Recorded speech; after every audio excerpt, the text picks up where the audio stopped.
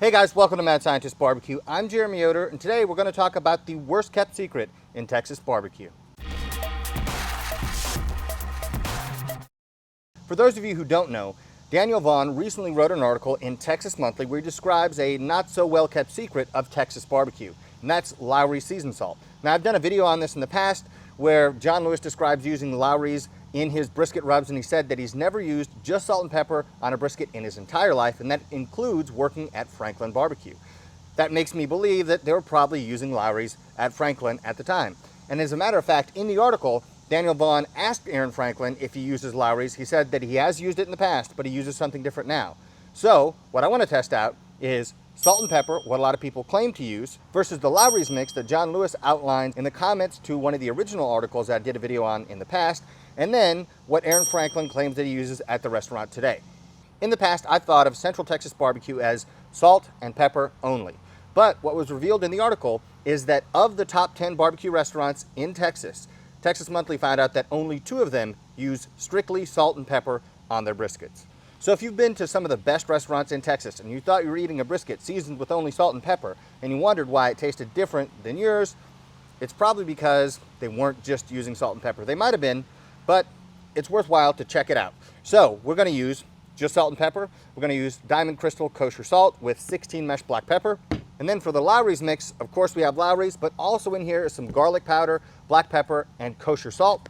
And in the Franklin mix, we have just the Franklin barbecue spice rub and 16 mesh black pepper. At Franklin Barbecue, the last I heard, they were using Creekstone Prime briskets. So I have 3 Creekstone Prime briskets, and I'm gonna season one with the salt and pepper, one with the Lawry's mix, and one with the Franklin barbecue spice rub. And I'm gonna find out which one I prefer, and I'll let you guys know. And we might see some differences in color, we might see some differences in bark formation, but I think we will definitely see some differences in taste. And we're gonna find out, is it really worth it to just use salt and pepper, or should you diversify your rub and include more things?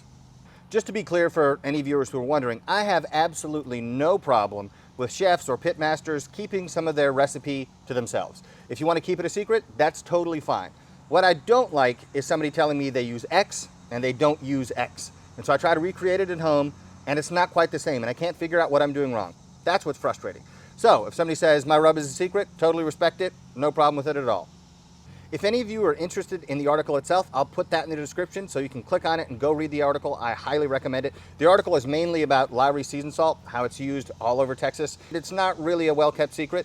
It's kind of hidden in plain sight. I've known about Lawry's forever. As a matter of fact, the very first seasoning I ever used the first time I grilled by myself was Lawry's. So this wasn't, some esoteric, strange thing from a faraway land. It's probably in everybody's pantry, but you just didn't know how much it was being used. And lastly, before we get to trimming, I will include in the description box below the recipe for the John Lewis rub, so you can try out all 3 of these rubs side by side for yourself, and you can see how your results might be the same or different than what I got. I want to thank today's sponsor, Made In. Now, I've been using Made In pans for a while. I keep getting subscribers messaging me saying, hey, you know what? I got those Made In pans and they're wonderful. I use them every day. My wife loves them. I had the exact same experience myself. So let me give you the rundown of the cookware that I use on a daily basis. First is the nonstick pan. This is tremendous for eggs. It's by far the best nonstick pan, both in terms of things not sticking to it and in terms of its heating qualities that I've ever used. Then the stainless steel pan. I use that as my general purpose pan, use it to cook down vegetables. It's awesome. And then finally, we have carbon steel. I know I have a bunch of grills and smokers in the driveway, in the backyard, but guess what? I don't really use any of them to sear steaks because the best method I found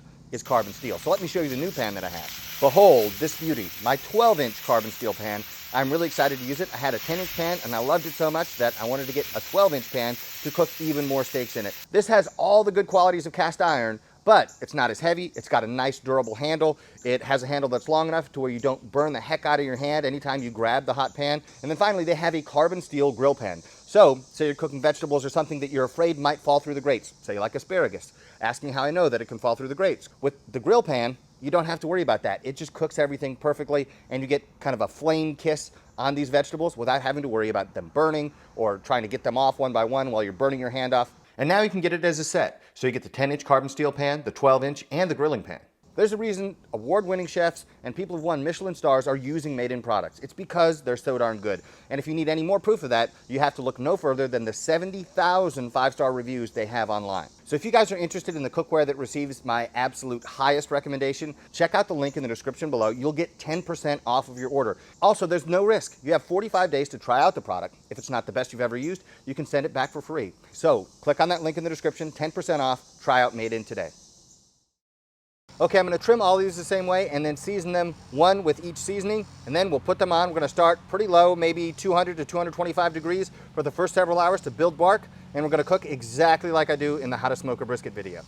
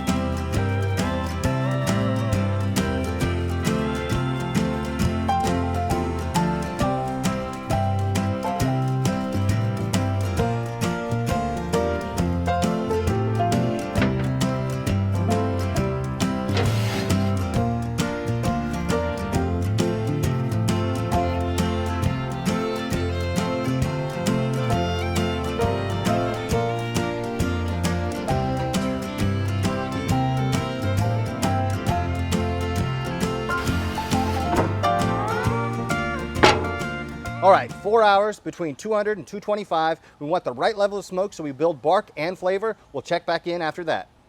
It's been a little over 4 hours, so we're gonna take a peek, and if everything's looking good, we're gonna bump the temperature to 250, start rendering fat, and get these guys ready to wrap. Here we have the Franklin spice mix, here we have the Lawry's, here we have the salt and pepper. These two look pretty darn similar. The salt and pepper looks just a shade lighter, but not a huge difference overall so far. I'm really liking the looks of these three so far, and so in probably about 4 hours, we're gonna wrap these in butcher paper, add some tallow, and then finish them to somewhere around 200 to 205, but just when they feel right, they're gonna be done, and then we get to taste them. All right, we've been rolling at 250 for the last 4 hours or so, so we're about 8 hours and 15 minutes in total. It's time to wrap these guys up.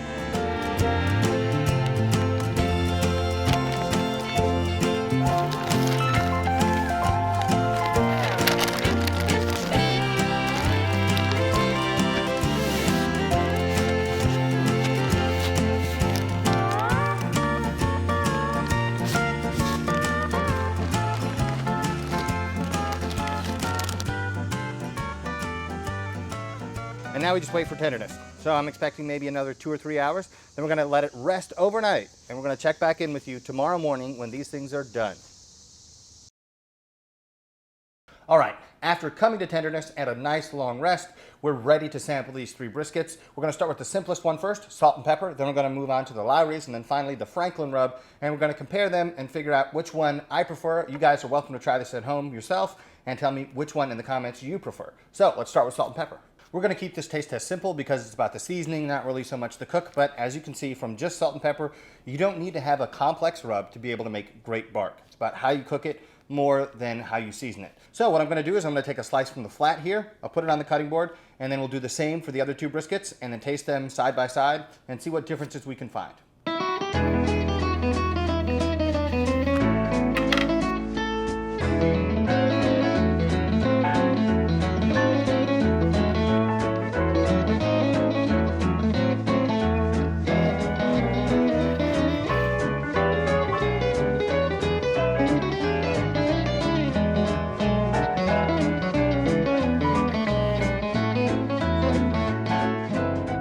After unwrapping these and taking a look at the whole briskets, what I noticed is while there's a very good bark on salt and pepper, there was a thicker bark, I think that's the best way I can describe it, on the second two, on the Lawry's and the Franklin mix.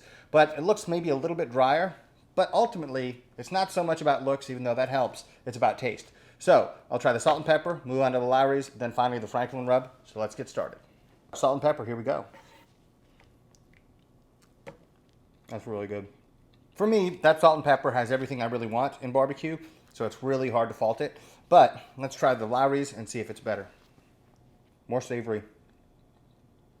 For the Lawry's, I noticed that it's maybe a little bit more savory and there's more texture to the bark. I think that's probably because there's a little bit of sugar in there, and so that might give it a greater crispness, but very, very good. I'd be hard pressed to choose between these two as to which is my favorite. It'd probably be on one day I would like just salt and pepper, and then on another day I might like the Lawry's better. But let's move on to the last one. Here we go, last one. This is the best one. Wow. I don't know exactly what it is in there, but it's got tremendous flavor. That's hard to fault. Okay, so for my test today, I think I prefer the Franklin mix to anything else. A lot of times with barbecue rubs, brisket rubs in particular, there are so many flavors going on that it kind of detracts from the enjoyment of the meat and the smoke. But for me, with that one, it just enhances it. It gives kind of a low-level background flavor so that the meat is still the star. So I really like that. I think I prefer it to the Lawry's. I mean, it's very, very good. So what I would need to do is try this a couple more times, and if it continues to be this good, then I don't know, maybe I'll have to adopt that. I mean, it's super, super tasty stuff. I really, really like it. All right, to get the last word on this, I'm gonna cut a couple pieces for my wife to try because she has a tremendous palate, and let her decide what she thinks is the best. So, round two. Maybe it was just to be different from me, but my wife chose salt and pepper as her favorite. And I think on a different day, I might have chosen salt and pepper as my favorite. I would think about it like this. I think it's worth trying the other two seasonings for sure. You probably already have Lawry's in your house, so that would be an easy one. And the Franklin rub isn't too expensive. It's on par with other barbecue rubs that you would buy. But I like that none of them are overpowering. Now, if I had to choose the one that's most similar in flavor to what I experienced in Texas, it's probably the Lawry's rub. I don't know how much people are deviating from that, but Lawry's, garlic powder, and black pepper, and some kosher salt mixed in, pretty standard seasoning. I like it a lot, but I think probably if I had two briskets in a row with one of these other seasonings, I'd probably want to go back to salt and pepper just because it's so simple, the flavors are so clear and deep that it doesn't really need more. But I've been very impressed with that Franklin seasoning. It's definitely worth giving a shot. But make sure you try apparently what is actually Central Texas barbecue style with some of the Lawry seasoned salt. You guys are welcome to draw your own conclusions about this, and hopefully some of the information in here and some of the results were helpful to you, but ultimately it's about the flavor profile that you like the best. So whatever flavor you like the best is the right answer for you. And for me, today the right answer was the Franklin seasoning, but probably 90% of the days it's salt and pepper.